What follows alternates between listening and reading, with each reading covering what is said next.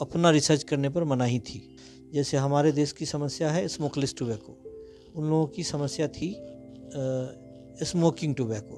आप देखिएगा किसी भी हॉस्पिटल में चले जाइए और जिनको मुंह का कैंसर है उनसे जाके पूछिए कि आप तंबाकू खाते थे, तो आपको 99.9% में आपको जवाब मिलेगा जी हाँ तंबाकू खाते थे। अभी हाल के रिसर्च में आया है जो किसी एक आदमी को, किसी एक समूह में जो सुपारी नहीं खाता है और जो सुपारी खाता है, तो उसके बीच में 250 गुना चांस रहता है उसको कैंसर होने का। इससे पैसा नहीं आता है, रिसर्च में समय जाता है, उसमें एनर्जी ख़त्म होती है।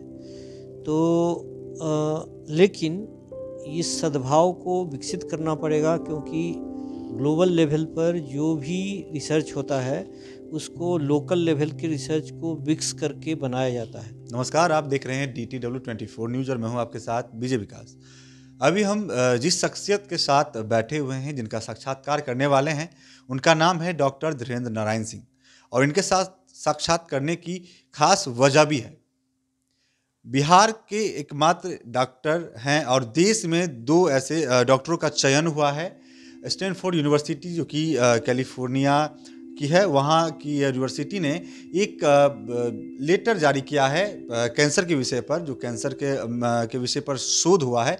उसमें जो आर्टिकल छपी है और जो योगदान रहा है इस विषय पे निराकरण के लिए, समाधान के लिए, उसमें योगदान में 2% पूरे विश्व में जिन डॉक्टरों का इसमें योगदान है, उन 2% में भारत के 2 डॉक्टरों का नाम सामने आया है, नाम जारी किया गया है औपचारिक रूप से। उसमें बिहार के डॉक्टर धीरेन्द्र नारायण सिंह भी शामिल हैं। डॉक्टर धीरेन्द्र नारायण जी हमारे साथ हैं। सबसे पहले इनका स्वागत करते हैं, फिर आगे हम इनसे बात करेंगे। धीरेन्द्र सर, स्वागत है। थैंक यू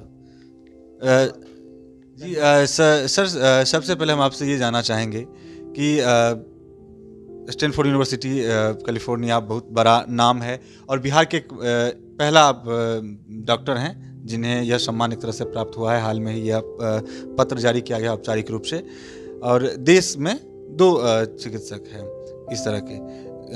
क्या अनुभव कर रहे हैं, क्योंकि सालों की मेहनत रही होगी और इस तरह का फिर सम्मान आपको मिलना? हम तो बहुत सम्मानित महसूस कर रहे हैं, लेकिन हमको जितना गर्व अपने लिए नहीं हो रहा है, उतना गर्व हमारे उस गांव के लिए हो रहा है जिस गांव में हमारा बचपन बीता है। उस ज़िले के लिए हो रहा है जो बहुत गरीब है अभी, मधुबनी ज़िला, और इस बिहार राज्य के लिए हो रहा है जिसमें रिसर्च को किसी भी विधा में प्रायोरिटी नहीं दी जाती है। विश्व लेवल के बहुत कम लोग यहाँ से निकल पाए हैं। तो हमको अपने लिए तो बहुत सुखद अनुभव हो रहा है और इसमें हमें काफ़ी मेहनत करना पड़ा। हम जब विश्व स्वास्थ्य संगठन में भी गए थे तो वहाँ के जो वैज्ञानिक थे उनको अपना रिसर्च करने पर मनाही थी। तो हमने धीरे धीरे वहाँ भी संघर्ष किया और वहाँ से भी बहुत सारे रिसर्च करके, और ख़ास करके रिटायरमेंट के बाद हमने ग्लोबल लेवल पर एक ग्लोबल बर्डन ऑफ डिजीज़ एक एंटिटी है जिसमें 2600 से ज़्यादा साइंटिस्ट लोग काम करते हैं। वर्ल्ड के जो टॉप मोस्ट साइंटिस्ट हैं उनके साथ काम करना शुरू किया। डॉक्टर साहब, आप अभी बता रहे थे कि मधुबनी अपने ज़िले का जिक्र आप कर रहे थे, अपने गांव का जिक्र कर रहे थे, और साथ में आपने ये भी बताया कि आप जब आगे बढ़े अपने करियर में तो वहाँ पे सेल्फ रिसर्च पे मनाही थी, नहीं करने दिया जा रहा था। और आपने पहले बात तो इस पर आप जवाब देंगे कि रिसर्च जो कैंसर को चुने वो किसी का मार्गदर्शन था या आपका स्वयं का था?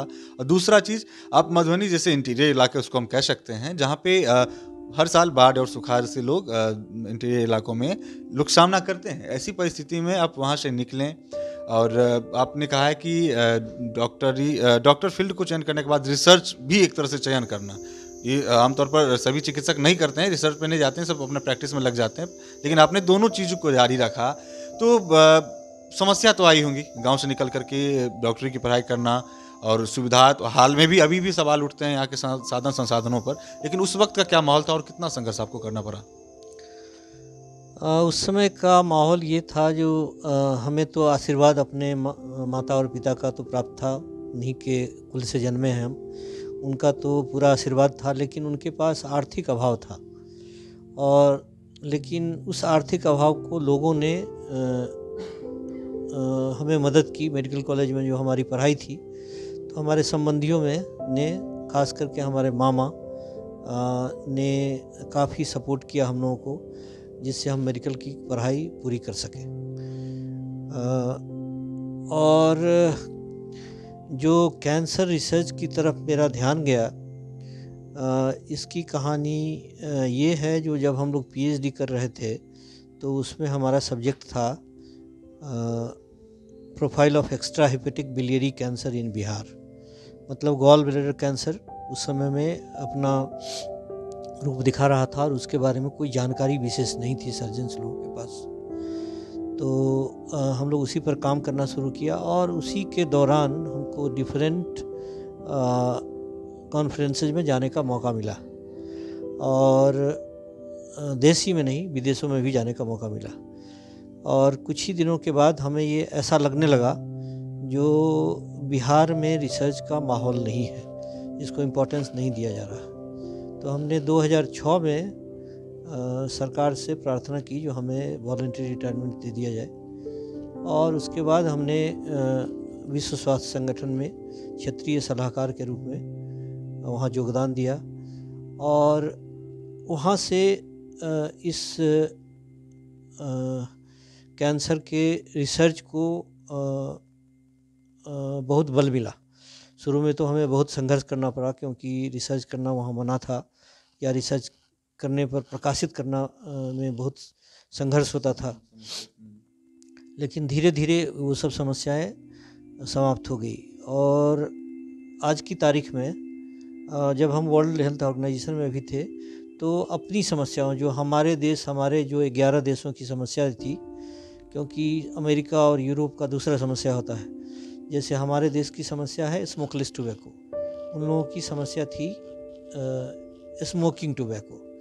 तो इस पर हम अपना ये रखते थे, तो हेडक्वार्टर वाले लोगों से भी कभी कभी विवाद हो जाता था, क्योंकि हम कहते थे जो हमारा 60% of the population global population है, उसकी जो आदत है, उसमें जो बीमारी है, उसको भी इम्पोर्टेंस मिलना चाहिए। आप केवल स्मोकिंग रिलेटेड डिजीज़ को हर बार ग्लोबल प्रकाशन में इसका स्थान देते हैं, लेकिन उसमें हमको धीरे धीरे शुरू में तो बहुत संघर्ष करना पड़ा, कई बार झगड़े भी हो जाते थे, लेकिन बाद में लोगों ने इम्पोर्टेंस देने दिया, तरजीह देना शुरू किया। डॉक्टर साहब, रिसर्च में तो बहुत सारी तकनीकी बातें होती हैं, साइंस की बातें होती हैं, लेकिन आमतौर पर लोग जो कैंसर को लेकर के, आपने टोबैको का जिक्र किया था यहाँ पे, तो बिहार के अगर परिप्रेक्ष्य में बात करें तो यहाँ पे टोबैको का ज़्यादा लोग इस्तेमाल करते हैं। भले ही सरकार यहाँ पे पाबंदी लगाई हुई, लेकिन धड़ल्ले से बिकती है। लोग जो नशा पान करते हैं, जो गुटखा खाते हैं, चबाते हैं, वो ये तर्क देते हैं कि जो आम लोग होते हैं, जो उन्हें भी कैंसर हो जाता है, जो टोबैको का मतलब टोबैको का नहीं इस्तेमाल करते हैं, ज़िंदगी में इस तरह का खान पान गलत तरह का नहीं रखते हैं, उसके बावजूद वो कैंसर के शिकार हो जाते हैं। इसका क्या तर्क है? इस पे थोड़ा स्पष्टीकरण। जी, आप देखिए, किसी भी हॉस्पिटल में चले जाइए, और जिनको मुंह का कैंसर है उनसे जाके पूछिए कि आप तंबाकू खाते थे, तो आपको 99.9% में आपको जवाब मिलेगा जी हाँ, तंबाकू खाते थे। तंबाकू का विभिन्न प्रकार से इस्तेमाल करते थे, जैसे गुल है, गुल से बहुत लोग मुंह धोते हैं, लेकिन उसको तंबाकू समझते नहीं है। गुल तो समझते हैं ये दांत में जो कोई जलन रहता है, दर्द रहता है, उसको भी मार देता है।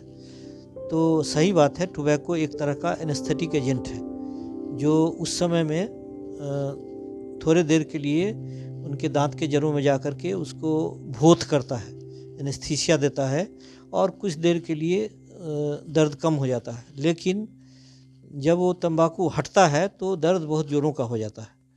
और तंबाकू का एक और चीज़ है, जो एक बार अगर आप ले लेते हैं तो उसमें निकोटीन नाम का पदार्थ होता है, जो बार बार आपको एडिक्ट बना देता है।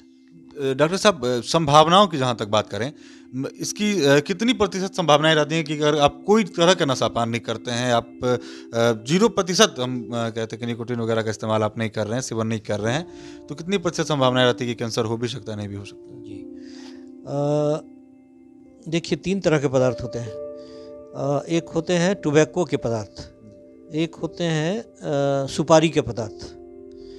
तो ये अभी हाल के रिसर्च में आया है, जो किसी एक आदमी को, किसी एक समूह में जो सुपारी नहीं खाता है और जो सुपारी खाता है, तो उसके बीच में 250 गुना चांस रहता है उसको कैंसर होने का।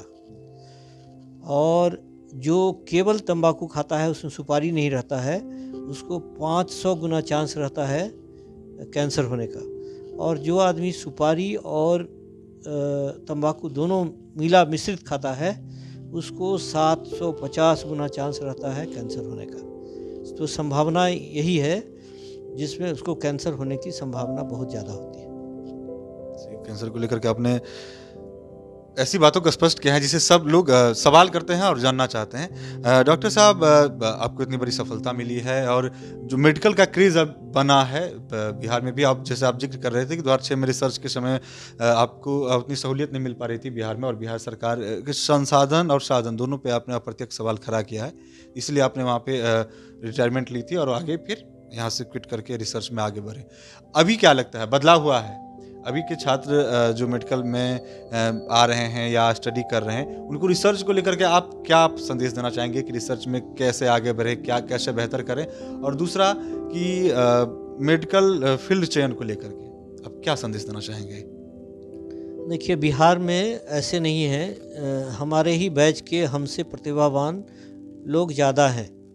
ऐसा नहीं है जो हम अपने बैच में या मेडिकल के पूरे बैच में हम सबसे ज़्यादा प्रतिभावान थे।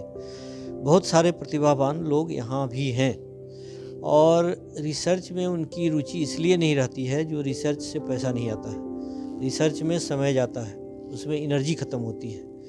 तो लेकिन इस सद्भाव को विकसित करना पड़ेगा, क्योंकि ग्लोबल लेवल पर जो भी रिसर्च होता है उसको लोकल लेवल के रिसर्च को मिक्स करके बनाया जाता है। जैसे अगर हमें ये नहीं पता हो जो बिहार में कौन कौन से कैंसर ज़्यादा हो रहे हैं, कौन कौन से लोग किस पदार्थ का यूज कर रहे हैं जिसमें ज़्यादा कैंसर हो रहा है, अगर ये जानकारी नहीं हो, और रिसर्च के लिए बहुत बड़ी चीज़ नहीं है ऐसा, हमने शुरू में बहुत सारे सर्जन्स को एडवाइस किया, जो आप इतना ऑपरेशन करते हैं, इस ऑपरेशन का डिटेल अपने पास रखिए, उसके बाद 1 साल के बाद एनालिसिस कीजिए और उसको छापिए, जर्नल्स में भेजिए। लेकिन इसमें लोगों का इंटरेस्ट नहीं होता है, जो उससे कोई बड़ी तरक्की नहीं मिलती है। तो चूँकि उनके नौकरी में कोई तरक्की की बात नहीं है, इसीलिए उसका इम्पोर्टेंस नहीं दिया जाता है। और रिसर्च में ऐसा कुछ नहीं है जो पूरा आप क्लिनिकल काम छोड़ दीजिए, ऑपरेशन का काम छोड़ दीजिए, इलाज का काम छोड़ दीजिए, ऐसा नहीं होता है। इलाज का काम कीजिए, और इलाज के काम में इस ऑपरेशन के में क्या क्या दिक्कतें आई, क्या क्या सफलता हुई, उसको ही नोट कीजिए। ये लोग किस पार्ट से आए, अगर इसी का छोटा सा एनालिसिस करेंगे। और भी एक बात है, जो रिसर्च करने के लिए जो आप देखिएगा, जो ज़्यादातर जहाँ पर प्रैक्टिस अलाउड है, वहाँ पर रिसर्च में लोगों का ध्यान नहीं जाता है। बिहार में ही अभी देखिए all India institute of medical sciences खुला है, वहाँ के डॉक्टरों ने इतने ही कम दिनों में काफ़ी रिसर्च पब्लिश कर दिया, क्योंकि उनको क्लिनिकल काम के बाद जो समय मिलता है उस पर वो रिसर्च पर समय देते हैं। और यहाँ जो दूसरे संस्थानों में है, जो अस्पताल के काम के बाद जो समय मिलता है उसको अपने प्राइवेट प्रैक्टिस में लगाते हैं। डॉक्टर साहब, आप बिहार के मधुबनी जिले के भीट भगवानपुर झंझारपुर अंतर्गत भीट भगवानपुर इंटीरियर इलाके से एक तरह से आते हैं, गांव से आए हैं। गांव से निकलना, आपने खुद बताया कि आपका परिवेश, ग्रामीण परिवेश जो रहा है और आर्थिक स्थिति जो रही है पारिवारिक, उतनी बेहतर नहीं थी। इसके बाद रिश्तेदारों ने मदद किया, लोगों ने मदद किया, उसके बाद आप आगे आए, पढ़ाई किए, बेहतर तरीके से आपने पढ़ाई की, आप समस्तीपुर ननिहाल में रह करके अपनी इंटर की पढ़ाई की हैं। पहले गांव से निकल के समस्तीपुर से फिर पटना पीएमसीएच आना, वहाँ पढ़ाई करना, फिर वहाँ पर नौकरी भी करना। उसके बाद एसकेएमसीएच में आपने सेवाएं दी, वहाँ से निकल करके आप हार्वर्ड यूनिवर्सिटी में भी आपकी सेवाएं गई वहाँ पर। उसके बाद डब्ल्यूएचओ में भी आपका योगदान रहा, वहाँ पर भी आपने काम किया। फिर आज जा करके स्टैनफोर्ड यूनिवर्सिटी से इतना बड़ा आपको सम्मान मिला है। मैं वापस दोहरा रहा हूँ कि पूरे देश में पूरे विश्व में 2% डॉक्टरों की सूची जो कि इस विषय पर है कि कैंसर रोग पर शोध विषय में जो बेहतर शोध है, उसमें 2% डॉक्टरों का जो योगदान रहा है, उसमें तकरीबन 25 डॉक्टरों की सूची में भारत देश में 2 डॉक्टरों को शामिल किया गया है, जिसमें एक हमारे साथ हैं अभी डॉक्टर धीरेन्द्र नारायण सिंह, जो कि बिहार के रहने वाले हैं, और एक बिहार के बाहर दूसरे राज्य के रहने वाले हैं। तो सर, इतनी बड़ी उपलब्धि, संघर्ष, फिर इतनी बड़ी उपलब्धि। आमतौर पर देखा जाता है कि गांव से जड़ें टूट जाती हैं, लोग गांव छोड़ देते हैं। मतलब जब एक कद हासिल हो जाता है, एक सम्मान हासिल हो जाता है, तो उन्हें गांव छूटता चला जाता है, दूरी होती जाती है। तो गांव से क्या लगाव, जुड़ाव है अभी तक आपका? गांव से अभी भी लगाव है। गांव में हम एक बार तो कम से कम साल में 10वीं के समय में भगवती पूजा में जाने का ज़रूर कोशिश करते हैं। उसके बाद भी गांव के लोगों को यथासंभव जितना भी होता है मदद करते रहते हैं। जैसे अभी तो कोरोना का पीरियड है, अभी सबको व्हाट्सएप से ही उनकी जानकारी मंगाते हैं और उनको यहीं से लिख करके इलाज भेजते हैं, या किसी डॉक्टर या किसी इंस्टीट्यूशन में भेजना होता है तो उनको भेजते हैं। गांव से अभी भी मेरा लगाव है, गांव के लोगों को अभी भी मदद कर रहे हैं। गांव में आपके परिवार के लोग वहाँ पे जी, गांव में ऐसे अभी तो जो सामाजिक परिवर्तन हुआ है उसमें गांव में वही लोग बच गए हैं जिनके पास एजुकेशन नहीं है। तो परिवार में कुछ कम ही लोग हैं जो गांव में रहते हैं।